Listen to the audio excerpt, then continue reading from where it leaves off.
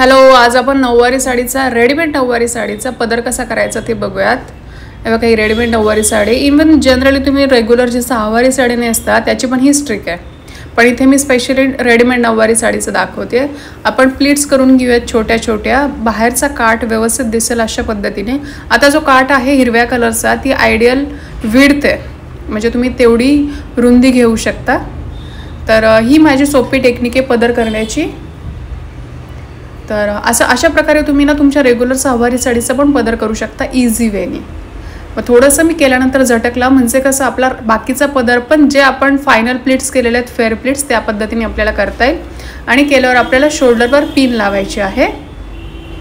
Pin लावलं की फ्रंटच्या pleats आपल्याला ॲडजस्ट करून घ्यायच्या आहेत. आणि जी आतली प्लीट आहे तिथे थोडीशी लूज होते, तर त्याला काय करायचं आहे, आपल्याला आतमध्ये काष्टाच्या व्यवस्थित आतमध्ये ठेवून आपल्याला सेफ्टी पिननी तिथे पॅक करायचं आहे. आणि हा आपला फायनल लुक झालेला आहे. Bye, thank you so much for watching.